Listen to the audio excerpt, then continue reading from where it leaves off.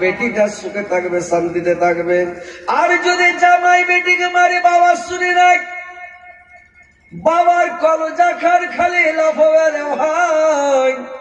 পৃথিবীর কোনো বাবা সহ্য করতে পারবে না, বরদাস্ত করতে পারবে না যে আমার মেয়েকে মেরেছে।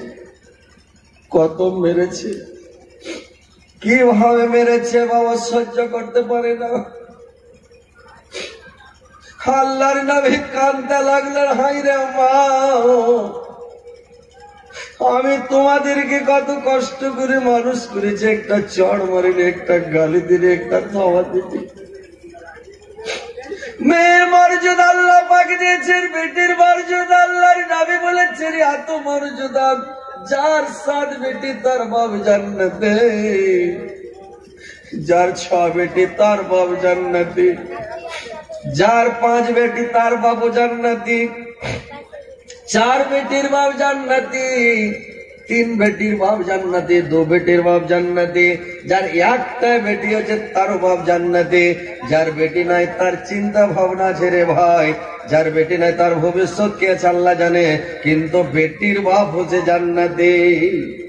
এত বেটির মর্যাদা দিয়েছেন, বেটিকে কত আদর করে মানুষ করে, কত সাহায্য করে মানুষ করেন।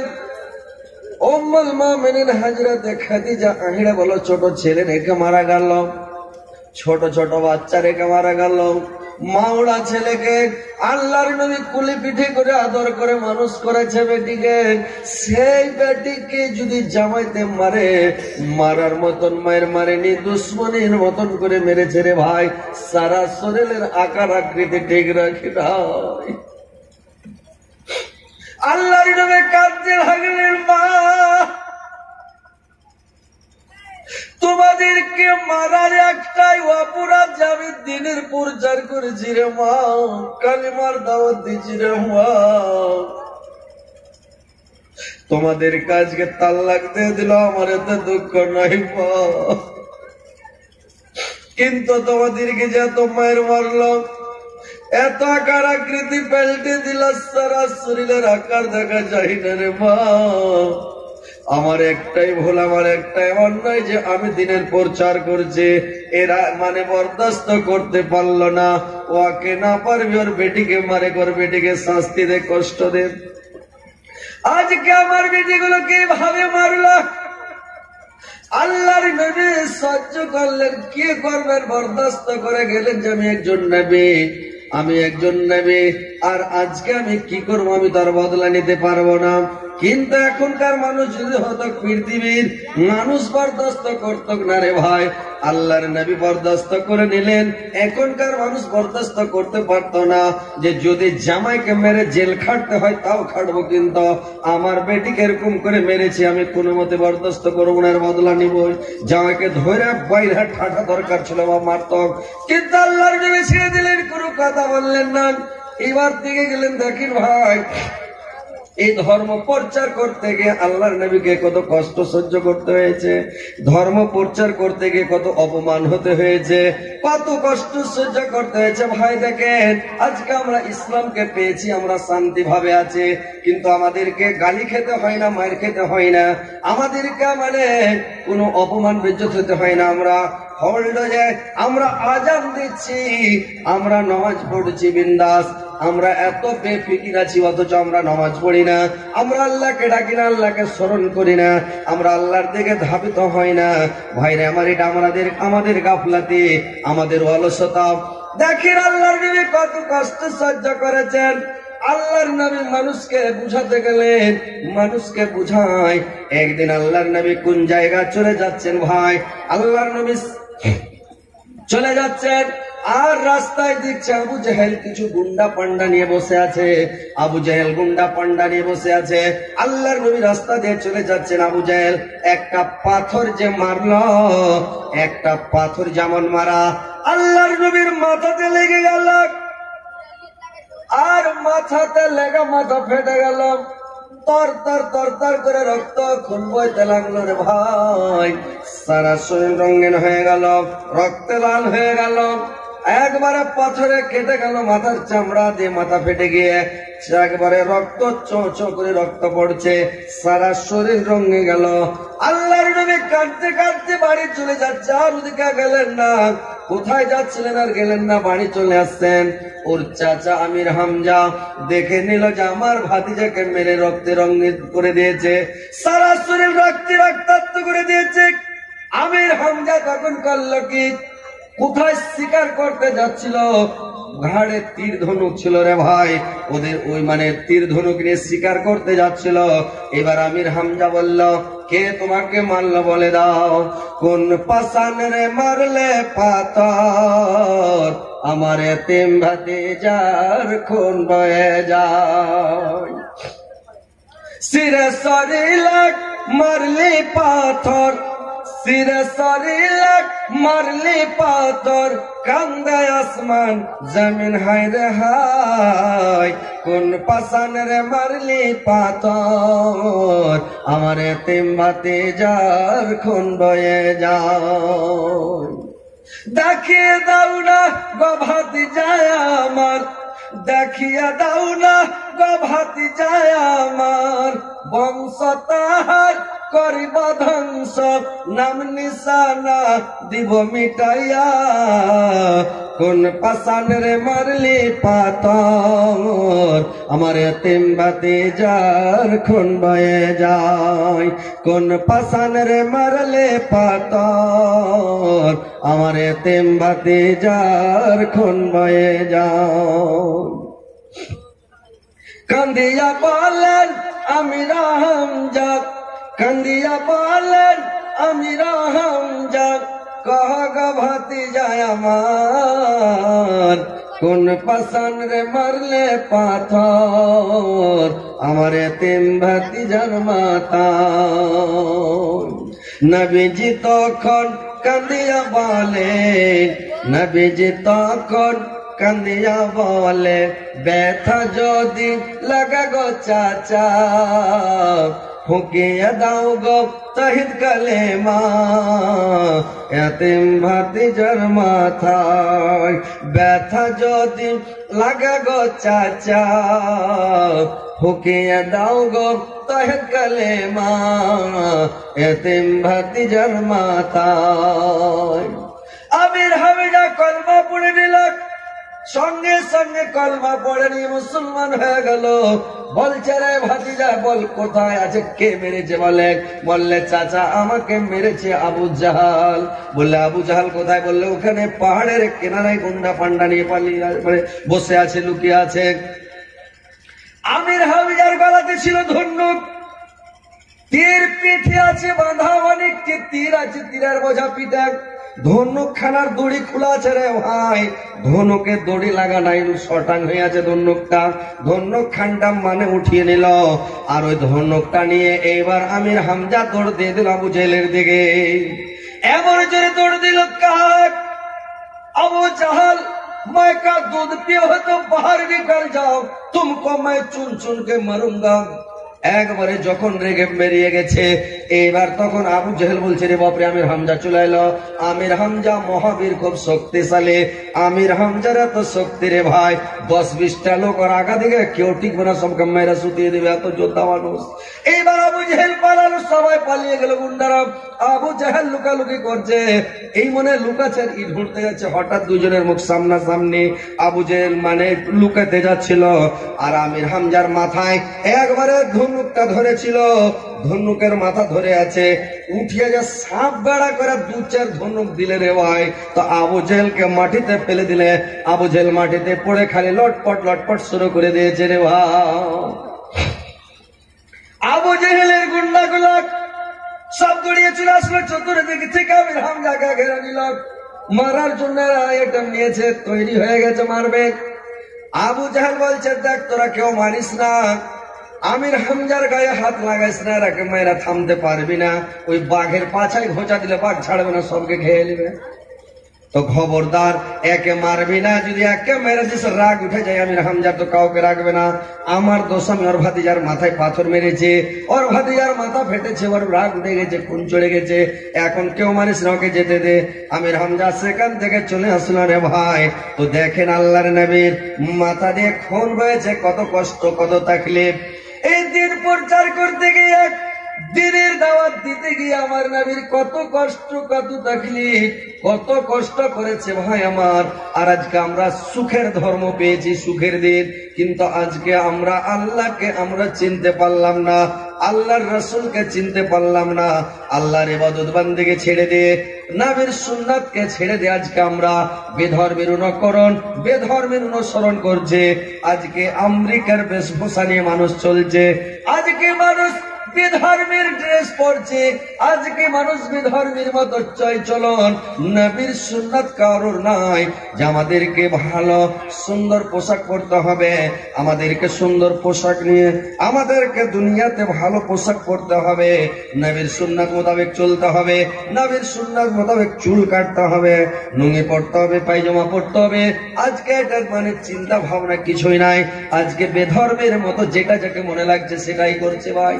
তো আজকে দেখেন আমাদের জন্য এই ধর্মকে টিকে রাখার জন্য, এই ধর্ম টানতে কত কষ্ট হয়েছে, কত কি হয়েছে, মাথা পাটলো, কত কি। দেখেন বেটির তাল্লাক হলো, ছাড়ান হয়ে গেল, কত বেটিরা মেরে গেল। আমার জন্য একদিন কাবা শরীফের কাছে নামাজ পড়েছেন, সাজদায় পড়ে আছে, যখন নামাজ পড়তে পড়তে আল্লাহর নবী সিজদাতে গেছে রে ভাই, আবু জেহেল গুন্ডা পান্ডা নিয়ে গিয়ে করেছে একটা উটের ভুঁড়ি নিয়ে গেল, আর উটের ভুঁড়ি নিয়ে গিয়ে আল্লাহর নবীর মাথার উপরে চাপিয়ে দিল। আল্লাহর নবী সিজদায় পড়ে আছে, উটের ভুঁড়িটা তার মাথায় চাপিয়ে দিল। আল্লাহর নবী উঠতে পারে না, বড়কা উটের ভুঁড়ি কি আর উঠতে পারে রে ভাই? আল্লাহর নবী চাপা পড়ে আছেন, আর উটের ভুঁড়ি চাপিয়ে দিয়েছে তার মাথাতে। আল্লাহর নবী মাথা তুলতে পারে না। ইবনে মাসউদ ছিল ওখানে, কিছু বলতে পারে না, গুন্ডারা ধরে হয়তো মারবে।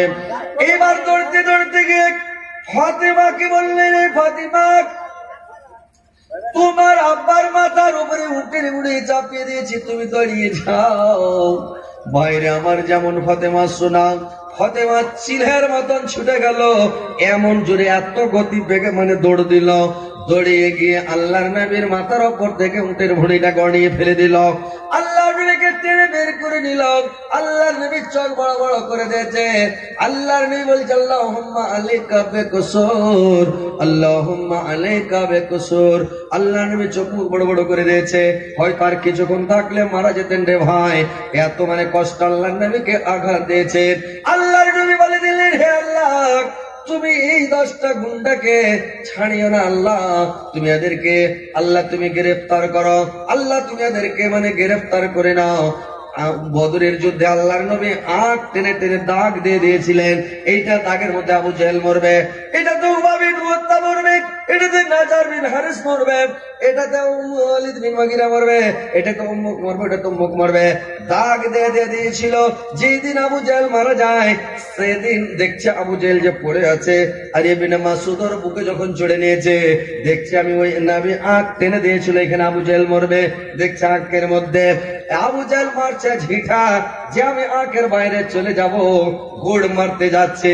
ফেরেশতারা দেশে কেমন করে চেপে ধরেছে, নবীর কথা রদ হবে না, নবী যেটা বলেছে আল্লাহর দরবারে কবুল হয়ে গেছে, কারেন্টের মতো দাগের বাইরে যেতে পারবে না। ফেরেশতারা চেপে ধরে আছে। ইবনে মাসউদ তরবারি বের করলো, কবর থেকে টেনে নলিতে লাগিয়ে আবু জেহেলের টুটিটাকে কেটে ছুটিয়ে নিল রে ভাই। বুঝতে পারলেন আল্লাহর নবীকে কত কষ্ট, কত সাজা দিয়েছে, যে আল্লাহর নবী যখন কাবা শরীফের কাছে নামাজ পড়তেন, আল্লাহর নবী আবু জাহাল পেছন দিক থেকে দৌড়িয়ে যাচ্ছে, যেবার গলাটা ধরবে, টুটি খানকে ধরে মাটিতে কচলাবে, রগড়াবে, এই জন্য যেমন হাত বাড়ালছে। আবু জেহেল দেখছে যে আল্লাহ নবী ওখানে নামাজ পড়ছে এখানে, আর মধ্যস্থলে এমন একটা গর্ত, আর দাও দাও করে আগুন জ্বলছে, একটা পা যদি উঠিয়ে আবু জেহেল যায় তো আগুনের কূপে পড়ে যাবে, কুয়োতে পড়ে যাবে, গর্তে পড়ে যাবে, আবু জেহেল মারা যাবে। হাত ঝাড়তে ঝাড়তে পিছনে সরে পালিয়ে গেল। আবু জেহেলের লোকেরা জিজ্ঞাসা করলো, কি হলো, কেন পালিয়ে আসলেন? আবু জেহেল বলল, আরে আরে একটু গেলে একটা পাউচেল আমি মারা যেতাম, আগুনে পড়ে যেতাম। ওর পিছন দিকে বিরাট আগুনের গর্ত, আর দাও দাও করে আগুন জ্বলছে, আমি যেতে পারলাম না। আল্লাহ যদি বাঁচায় মারে কে? আল্লাহ মারে তো বাঁচায় কে? ভাইরে আমার, আল্লাহ যদি বাঁচায় তো কেউ মারতে পারবে না। আল্লাহ যদি মারে কেউ বাঁচাতে পারবে না, সারা পৃথিবীর মানুষ বাঁচাতে পারবে না। এইবার আবু জেহেল মারতে পারলো না। আবু জেহেল এইবার চিন্তা ভাবনা করলো, কালকে যাবো, কালকে যখন মোহাম্মদ নামাজ পড়বে তখন যাব, ওকে মেরে দিব। আবার আবু জেহেল করেছে কি, আবার মারার জন্য গেছে। যখন মারার জন্য যাচ্ছে, আল্লাহর নবীর পিছন দিকে দেখছে, যখন ওখানে গেছে একটা গর্ত আছে, আর গর্তের মধ্যে এমন একটা বড় উট বসে আছে, এত গলা লম্বা, এত বড়, এত বড় বড় দাঁত। আবু জেহেল বলছে, আমি জিন্দেগিতে অত বড় দাঁত বড় উট দেখিনি। জঙ্গলি উটের মতো উটটা ওর পিছন দিকে বসে আছে, আল্লাহর নবীর পিছনে বসে আছে। আল্লাহর নবীকে আমি ধরতে পারলাম না, আমাকে গায়ে হাত দিতে পারলাম না। যদি আমি একটু হাত বাড়াই, উটে মনে হচ্ছে লাফিয়ে আমাকে ধরে নেবে, এত দাঁত বড় বড়, আর গলাটা এত লম্বা, মনে হচ্ছে আমাকে ধরে নেবে। আবু জেহেল লাগলো ছুটা পাছা মনে পালাইতে, চলে যায় পালিয়ে। আবু জেহেলের লোকেরা তামাজগির চতুর্দিকে দাঁড়িয়ে আছে। এরা দেখে বলল, কি হলো ওস্তাদ, কি হলো গুরু, কি হলো সরদার, কেন পালাপালি করছেন, কি ব্যাপার, কি হয়েছে? আবু জেহেল বললেন, রে খেপারা, এত বড় উট দেখলাম আমি জীবনে দেখিনি। যদি নাবির গতরে হাত দিতে যাই, নাবিকে আমি ধরে, তো উটে আমাকে ধরে নেবে ভাই, ওই জন্য আমি পালিয়ে আসলাম। এইটা কিন্তু উট ছিল না রে ভাই, জিবরাইল আলাইহিস সালাম উটের রূপ ধরে আল্লাহর নবীর পিছনে বসেছিলেন, আল্লাহর নবীকে পহরা দিচ্ছিলেন। আবু জেহেল যদি খালি ধরতে যেত, তাহলে কিন্তু আর পানে করতো কি, ওকে ক্যামেরা সারা করে দিত, সেদিনই মরে যেত। কিন্তু ধরতে পারল না। কিন্তু আবু জেহেলকে শরম নাই, আবু জেহেলের লজ্জা নাই। আবু জেহেল শয়তান মানুষ, খাতারনাক লোক রে ভাই, বদমাস মানুষ। আবু জেহেল করেছে কি, তারপরের দিন আবার করেছে কি, একটা বড়কা বোল্ডার নিয়েছে, আর বোল্ডার নিয়ে চলে গেছে। যে বোল্ডারটা যখন আল্লাহর নবী সিজদাতে যাবে, আর সিজদা অবস্থাতে থাকবে, বাড়কা বোল্ডার ওর মাথার উপরে ফেলবো, মাথাকে চুরমার করে দেবো, ডাইল করে দেবো, মাথাটা হয়ে যাবে, মাথাটা শেষ হয়ে যাবে। বোল্ডার ফেলতে যাবে আল্লাহর নবীর মাথার উপরে, এমন জোরে বোল্ডার উঠিয়ে ফেলতে যাবে। বোল্ডার ফেলতে যাচ্ছে, আল্লাহর নবী সিজদায় পড়ে আছে, বোল্ডার ফেলতে যাবে, বোল্ডার এবার হাত লেগে গেছে। পাথরে কিন্তু আবু জেহেলের হাত ছাড়ে না, পাথর ফেলছে তো পাথর পড়ে না, ওর হাত লেগে আছে। পাথর মাথায় করে লাগলো, পালাইতে, দৌড়তে দৌড়তে পিছনে পালায়। ওখানে গিয়ে যদি পাথরটা ফেলতে দেখেন আবু জেহেলের লোক আছে, গুন্ডা পান্ডা মাস্তানেরা আছে, ওইখানে আবু জেহেল যদি পাথরটা ফেলছে তো পাথরে ফেলছে তো হাত ছুটে না, হাত পাথরে লেগে গেছে, হাত ছুটাতে পারে না, ছুটে না হাত। ওর লোক গালা করবে কি, পা পাথরে দিয়ে যদি পাখড়া পাখড়ি করছে তাও ছুটে না। আর একজনা করেছে কি, মেরেছে ওর পাশা দিয়ে যদি 2-4 লাখ, ফাড়াস করে হাত ছুটে গেছে। বুঝতে পারলেন, হাত যেমন ছুটে যাওয়া, তাও কি ওকে শরম হয়েছে? ও বলছে আল্লাহ নবীর কাছে ওর বাড়ি চলে গেছে, বাড়ি যে আল্লাহ নবীকে বলছে, মোহাম্মদ তুমি আমাকে চিনো, আমি কেটা, তুমি আমার সঙ্গে পাঙ্গা দিচ্ছ, তুমি আমার সাথে মাস্তানি করছো, তোমাকে মানা করছি কাবা শরীফের কাছে নামাজ পড়বে না, তুমি তাও যাচ্ছ নামাজ পড়তে। তুমি জানো আমাকে চিনো, গোটা মক্কার লোক আমার, পাহাড়ের লোক আমার, সরজমিনের লোক আমার, সমাজের লোক আমার, এলাকার লোক আমার, সবই তো আমার লোক। তোমার কে আছে? আমি যদি অর্ডার করি তোমাকে মাইরা ভুলভাল করে দিবে, আর তুমি আমার সাথে পাঙ্গা নিচ্ছ। আল্লাহ বললেন, আল্লাহ বলে দিলেন, কাল্লা কাল্লা লা ইল্লামান তাহিলা নাসফাআম বিন নাসিয়া নাসিয়াতিন কাযিবাতিন খাদিয়া ফাল ইয়াদউ নাদিয়া। বলে দিলাম যে যদি তোমার গায়ে হাত লাগিয়ে দেয় মোহাম্মদ, আমি ওর নাসিয়া মাথার চুল। আবু জেহেল মাথার চুল খুব বড় বড় রাখতো, খুব বড়ি বলা হাগরে ঘুমড়া চুমড়া গব্বর সিং এর মতন, আর খুব তাগড়া, একবারে আবু জেহেল চুল বড় বড় রাখতো, আর খুব সেন্ট লাগাতো, আর খালি চিরুনি লাগাতো, চুলের খুব যত্ন করতো আবু জেহেল। তো চুলকে বলা হয় আরবিতে নাসিয়া। বললেন নাসিয়াতিন নাসিয়া কাজে বাতিন খাতিয়া, মানে ওর চুলের ঝুঁটি ধরবো আর মানে টানা হেঁচড়া করব। তুমি চিন্তা করিও না, ফালিয়া দো না দিয়া ওর লোকগুলো কেউ ডাকো সানাদ ও জামানিয়া, আর আমি একজন জামানিয়াকে পাঠিয়ে দেব, তারপরে খেলটা দেখে নাও। জাওয়ানি বুঝতে পারছেন?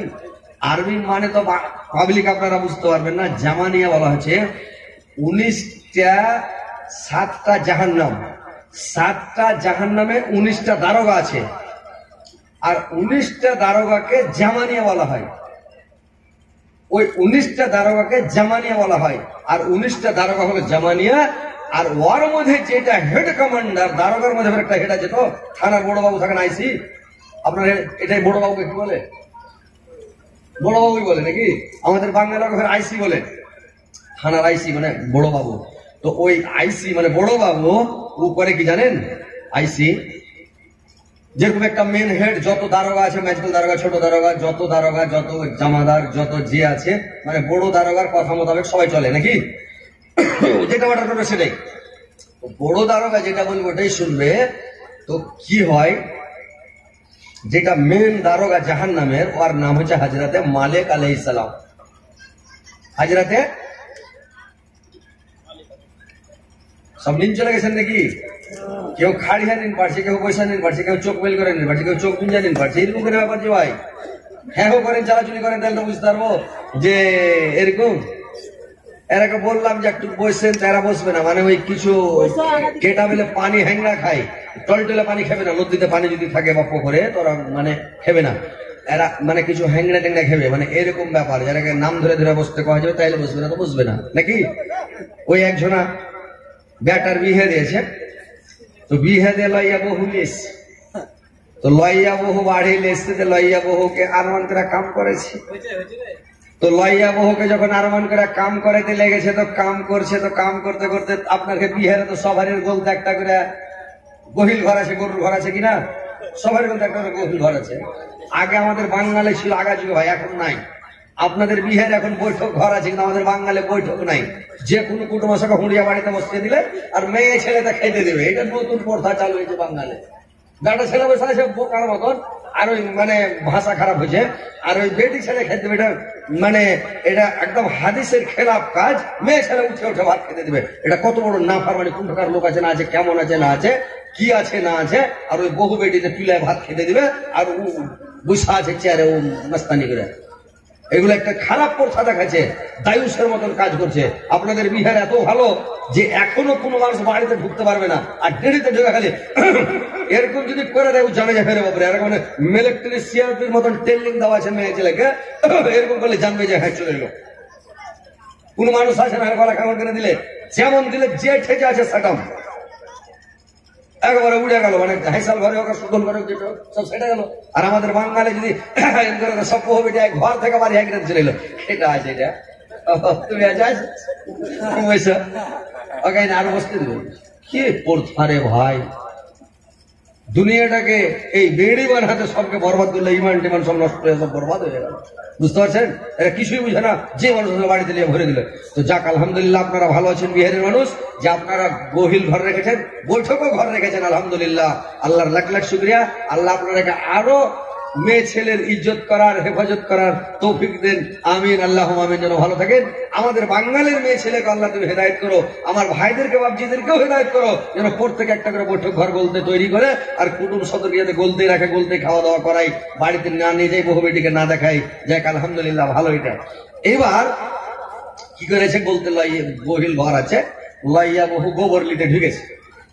লইয়া বহু যখন গোবর লিতে ঘরে ঢুকেছে, তো গোবর তুলেছে টালিতে করে, তোলার পরে যদি বার হয়ে এসে তো দেখছে একটা আইড়া দুয়ারে যা খাড়িয়ে গেছে একদম এই সিং একেবারে, আর আড়া আড়া হয়ে যাবে বাঘের মতন হয়েছে। আর আইড়া যেমন খাড়িয়ে গেছে, লইয়া বউ গেছে ডরিয়ে, আইড়ার সিং দেখে ডরিয়ে গেছে, যদি কান্নি মানে তো ভুলে গাই দিবে। লইয়া বহু ডরিয়ে যে এক মিনিটে কি আর বুঝতে পারেনি, ও করে পেতে দেয়, এত জোর পেয়েছে, পুরা আওয়াজ হয়েছে, পুরা আওয়াজ হয়েছে। তখন বহুটা পরে কিন্তু ওকে সরম নাকি, আল্লাহ এত জোর পা দেবো, এই তো গরুটা যদি সবাইকে কুয়ে দেয় তো হার মান সম্মান গেল, লইয়া বহু আমি, এই তো মান সম্মান গেল। ये हाथ धुया गोखानी फेले दे डाली डुली हाकिए दिया जाइया हाथ धुए जा घरे ढुकलो तो ढुकलो बहु আর বাড়াই না 2 দিন 4 দিন 5 দিন 7 দিন হয়েছে বহু ঘর থেকে বাড়াই না আর শ্বশুর তখন বলছে হ্যাঁ রে বাবা কত আরমান করে বেটার বিয়ে দিলাম আরমানের বহু স্বাদের বহু যে শাশুড়ির হাতের কাম কেড়া করবে শাশুড়ির কাম গালা করে শাশুড়িকে আরাম দিবে কত একটা মনে আরমান যে বহুর হাতের খানা খাবো বহু চায় না দেবে বাবজি চালেন কি বাবজি মুড়িলেন কি বাবজি টিফিন খান কি বাবজি এটা খান মানুষের আশা নাকি লাখ লাখ টাকা খরচ করে বেটার বিয়ে দিচ্ছে 1 কাপ চায়ের আশা নেই নাকি বহু এনে দিবে বাবজি খান জিটা হয়ে রে আহ